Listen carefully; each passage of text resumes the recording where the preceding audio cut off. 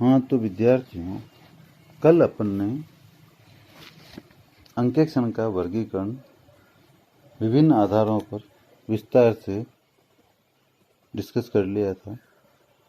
अब जो महत्वपूर्ण अंकेक्षण हैं उनके लाभ, हानियों आदि के बारे में विस्तार से चर्चा करेंगे। महत्वपूर्ण अंकेक्षणों में सबसे पहला चालू अंकेक्षण आता है, और जैसा कि अपन कल डिस्कस कर चुके हैं कि ऐसे अंकेक्षण में जो नियोक्ता के कर्मचारी हैं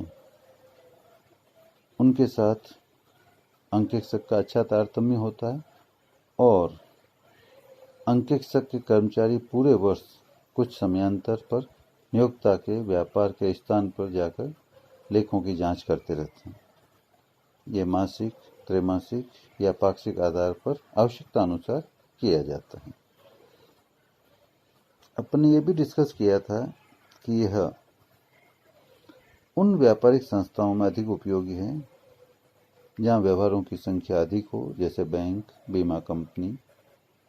इसी तरह जहाँ लेखा वर्ष समाप्त होते ही तुरंत अंतिम खाते प्रस्तुत करने होते हैं, जैसे बैंक और बीमा कंपनी में, वहाँ ये जरूरी है।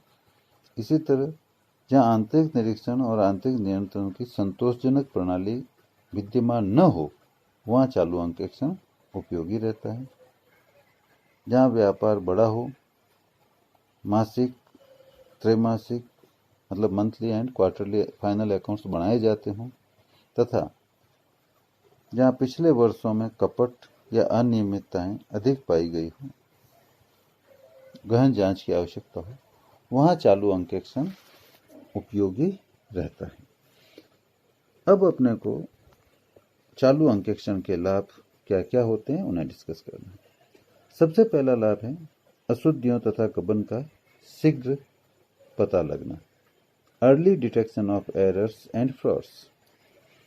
चालू अंकेक्षण के अंतर्गत विस्तृत एवं गहन जांच नियमित चलती रहती है, जिससे अशुद्धियां और गबन की जानकारी कम समय में ही प्राप्त हो जाती है। इस कारण गबन और अशुद्धियों की श्रृंखला नहीं बनती, और समय पर इनका पता लग जाने से भविष्य में ऐसी अशुद्धियां और गबन होने पर अंकुश लग जाता है, और इससे व्यापार दीर्घकाल में होने वाली बड़ी हानि से बच जाता है। दूसरा लाभ है विस्तृत एवं गहन जांच, डिटेल्ड एंड इंटेंसिव चेकिंग। चालू अंकेक्षण में अंकेक्षक के कर्मचारी नियमित रूप से अंकेक्षण कार्य करने के लिए जाते रहते हैं।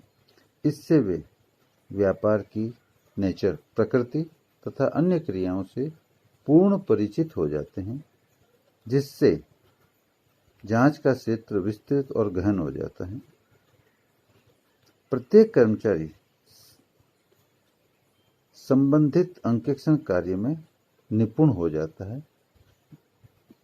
ये सबसे बड़ा फायदा है, ताकि कोई भी गलती हो फट पकड़ में आ जाती है। तीसरा इसका लाभ है अंतिम खातों का शीघ्र प्रकाशन, quick publication of final accounts. चालू अंकेक्षण के कारण लेखांकन कार्य समय पर पूरा होता रहता है, क्योंकि क्वार्टरली, मंथली, फोर्टनाइटली चेकिंग होती रहती है, और उसमें जो भी त्रुटियां आती है, मिल जाती है, डिटेक्ट हो जाती है, उनमें सुधार होता रहता है। इसका परिणाम यह होता है कि लेखा वर्ष समाप्त होने के कुछ समय पश्चात ही अंतिम खाते पूरे हो जाते हैं और फाइनल ऑडिटेड अकाउंट्स व्यापारी को प्राप्त हो जाते हैं। चौथा लाभ है कर्मचारियों पर नैतिक नियंत्रण, मॉरल चेक ऑन एम्प्लॉयज। जैसा कि हम जानते हैं कि चालू अंकेक्षण लगातार चलता रहता है, इसलिए नियोक्ता के कर्मचारियों में भय बना रहता है कि कोई गलती या गबन हुआ तो हाथों हाथ पकड़ लिया जाएगा। इसलिए वे बहुत ही सावधानी से कार्य करते हैं, और उन पर नैतिक नियंत्रण भी रहता है। पांचवा है व्यापारी के व्यापार के तकनीकी पहलुओं का ज्ञान, knowledge of technical aspect of clients business. चालू अंकेक्षण में नियमित अंकेक्षण चलते रहने के कारण और प्रत्येक व्यवहार की गहनता से जांच होने के कारण अंकेक्षक को व्यापार के तकनीकी पहलुओं के बारे में विस्तार से जानकारी प्राप्त हो जाती है। मतलब डिटेल में टेक्निकल जो भी पहलू है उनकी जानकारी ऑडिटर को हो जाती है। इस आधार पर वह व्यापारी को आंतरिक निरीक्षण और आंतरिक नियंत्रण प्रणाली को अधिक प्रभावी बनाने हेतु सुझाव भी दे सकता है। छठा बिंदु है भावी योजनाओं का शीघ्र निर्माण, early preparation of future plans. चालू अंकेक्षण के कारण अंतिम खाते शीघ्र बन जाते हैं, इसलिए उनके आधार पर भविष्य की योजनाओं का निर्माण भी शीघ्रता से हो जाता है और उन्हें समय पर लागू करके उनके द्वारा अधिकतम लाभ अर्जित करने में सहायता मिलती है। उसके बाद सातवां है अंकेक्षक द्वारा उपयोगी सलाह, यूजफुल एडवाइस फ्रॉम ऑडिटर। जैसा कि जानते हैं कि चालू अंकेक्षण के फलस्वरूप विस्तृत और गहन जांच होती है। अशुद्धियां और छल कपट हो तो वो पकड़े जाते हैं। अंकेक्षक को व्यापार की समस्त तकनीकी जानकारी प्राप्त हो जाती है, इसलिए इन सब के आधार पर अंकेक्षक नियोक्ता को उपयोगी सलाह दे सकता है। अगला लाभ है लेखों का हमेशा पूर्ण रहना, अपडेट मेंटेनेंस ऑफ अकाउंट्स। चालू अंकेक्षण में अंकेक्षक के कर्मचारी नियमित रूप से खातों की जांच करने के लिए आते रहने के कारण लेखों को भी नियमित रूप से पूर्ण रखा जाता है, क्योंकि नहीं तो वो ऑडिट किसकी करेंगे, और यदि थोड़ी बहुत कमी है तो वो पूरा करा देते हैं। इसलिए लेखे नियमित रूप से पूर्ण होते रहते हैं और अंकेक्षक से मिलने वाले सुझावों के आधार पर लेखा प्रणाली भी सुदृढ़ होती रहती है। अब 9वां पॉइंट है अंतरिम लाभांश घोषित करने में आसानी, convenience in declaration of interim dividend. चालू अंकेक्षण के अंतर्गत अंतिम खाते आसानी से शुद्धता के साथ तैयार कर लिए जाते हैं, जिससे कंपनी को लाभों के बारे में कहना चाहिए लाभों की पर्याप्तता के बारे में जानकारी मिल जाती है। इससे वे अंतिम लाभांश की घोषणा आसानी से कर सकते हैं। उसके बाद 10वां बिंदु है खातों में गड़बड़ी की संभावना कम होना, less possibilities of manipulation in accounts. चालू अंकेक्षण में नियमित रूप से जांच कार्य चलता रहता है। इससे उच्च प्रबंध द्वारा खातों में हेराफेरी करके किए जाने वाले छल कपटों की संभावना कम रहती है। इससे एक तरफ तो प्रॉफिटेबिलिटी मतलब लाभार्जन क्षमता में वृद्धि होती है और दूसरी तरफ स्वामियों के हितों की भी रक्षा होती है। और अंत में लास्ट बिंदु है कर चोरी पर नियंत्रण, चेक ऑन टैक्स इवेजन। चालू अंकेक्षण में उच्च प्रबंध द्वारा खातों में हेराफेरी करके लाभों को कम करने की संभावनाएं कम हो जाती है। इससे लाभ कम न होने के कारण सरकार को लाभों पर मिलने वाला कर भी पूरा मिलता है और पर्याप्त लाभ प्रदर्शित होने के कारण कर्मचारियों को बोनस भी अधिक दिया जाता है, जो अंततः कर्मचारियों की आय को बढ़ाता है और वे करों का अधिक भुगतान कर पाते हैं। तो ये हुए चालू अंकेक्षण के लाभ। अब अपन डिस्कस करेंगे चालू अंकेक्षण की हानियां, डिसएडवांटेजेज ऑफ कंटिन्यूअस ऑडिट। तो चालू अंकेक्षण में अपन ये देखते हैं केवल लाभ ही हो, हर चीज के लाभ और दोष दोनों होते हैं। जिसमें लाभ ज्यादा होता है उसको व्यापारी अपनाता है। तो चालू अंकेक्षण के हानियों में पहली हानि है आंकड़ों में परिवर्तन का डर।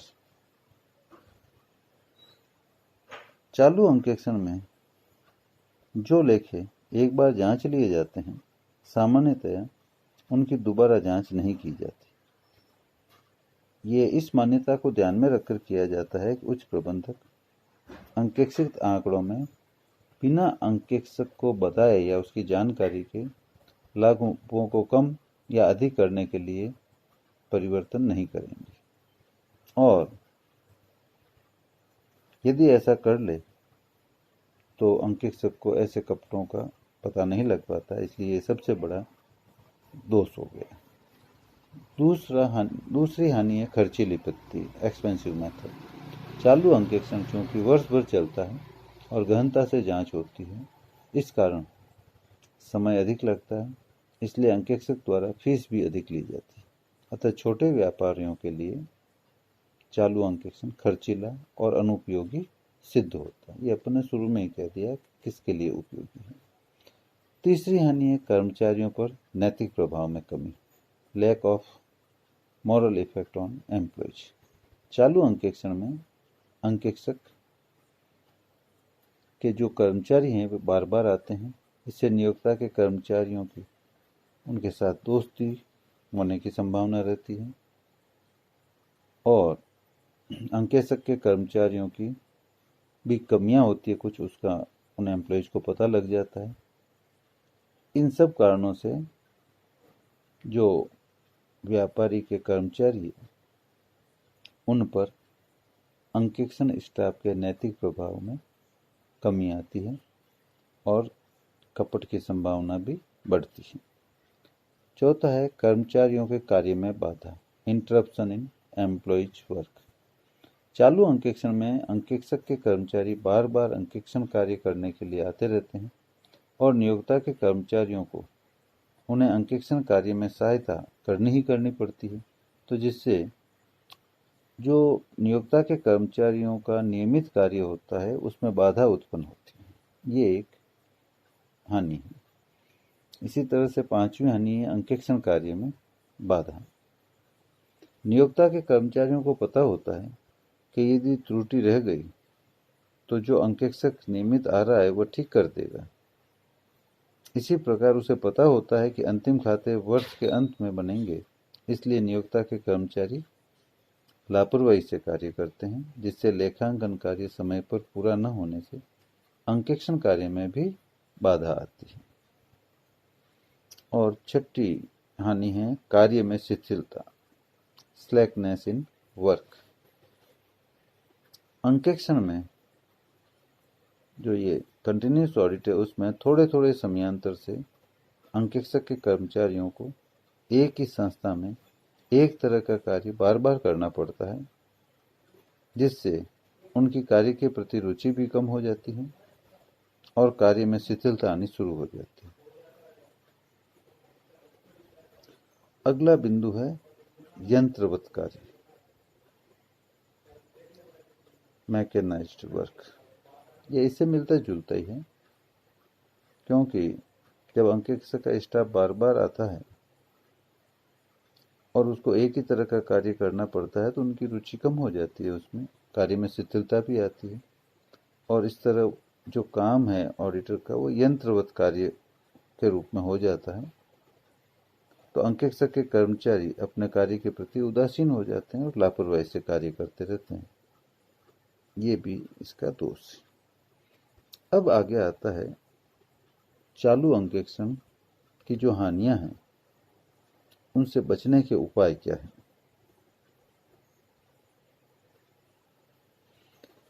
तो remedies to overcome disadvantage of continuous audit. तो उसमें सबसे पहला है अंकों में परिवर्तन को रोकना। नियोक्ता के कर्मचारियों द्वारा अंकेक्षित लेखों के आंकड़े परिवर्तित न हो, इसके लिए उन्हें सख्त निर्देश दिए जाने चाहिए कि कोई भी परिवर्तन करना हो या जरूरी हो तो जर्नल प्रविष्टि के माध्यम से करे और अंकेक्षित आंकड़ों में संशोधन न करे। ऐसे परिवर्तनों को पहचानने के लिए अंकेक्षक को गुप्त चिन्हों का भी प्रयोग करना चाहिए। जिस अवधि तक का अंकेक्षण कार्य पूरा हो जाता है उससे संबंधित आंकड़े भी अपने पास लिख कर रखने चाहिए। दूसरा है अंकेक्षण नोटबुक में लिखना, to write down in audit notebook. अंकेक्षण में जो अंकेक्षण से संबंधित समस्त महत्वपूर्ण बातें हैं उनको ऑडिट नोटबुक या अंकेक्षण नोटबुक में लिख लेना चाहिए ताकि आवश्यकता पड़ने पर उनका उपयोग किया जा सके। महत्वपूर्ण आंकड़ों को अंकेक्षण नोटबुक में लिख लेना चाहिए और अगला अंकेक्षण शुरू करने से पहले पूर्व शेषों की जांच कर लेनी चाहिए। तीसरी सावधानी है, अंकेक्षक द्वारा अपने कर्मचारी बदलते रहना चाहिए। Change in audit staff. नियोक्ता के कर्मचारियों पर नैतिक दबाव बनाए रखने के लिए प्रत्येक बार अंकेक्षण के लिए भेजे जाने वाले कर्मचारियों में ज्यादातर कर्मचारी को परिवर्तित कर देना चाहिए ताकि नियोक्ता के कर्मचारियों से दोस्ताना संबंध न बने।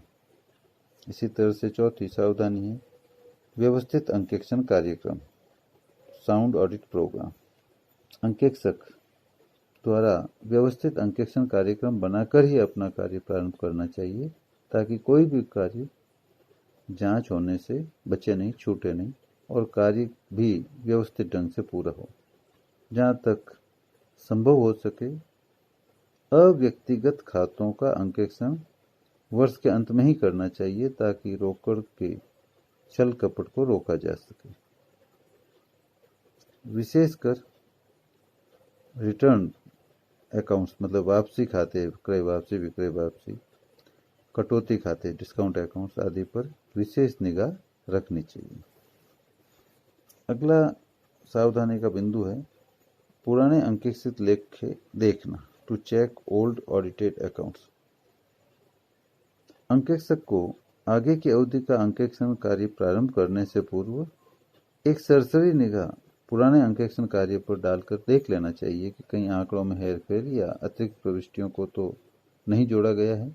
इससे नियोक्ता के कर्मचारी अंकेक्षित लेखों में परिवर्तन करने की हिम्मत नहीं करते हैं। अगला बिंदु है नियोक्ता को निर्देश, इंस्ट्रक्शन टू एम्प्लॉयर। अंकेक्षक द्वारा नियोक्ता को सख्त निर्देश दिए जाने चाहिए कि वे जब अंकेक्षण करने आते हैं तो उस तिथि तक के लेखे पूर्ण रहें ताकि अंकेक्षक के कर्मचारियों का समय नष्ट न हो। और लास्ट में कर्मचारियों को हिदायत।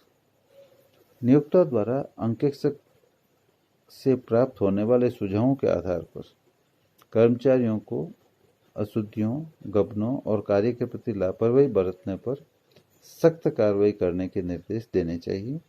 इससे कार्य में त्रुटि और लापरवाही होने की संभावनाएं कम होगी और आवश्यकता होने पर दंडात्मक कार्यवाही, पनिशमेंट देने का कार्य भी करना चाहिए। इसके बाद अपन सामयिक अंकेक्षण, पेरिडिकल ऑडिट डिस्कस करेंगे।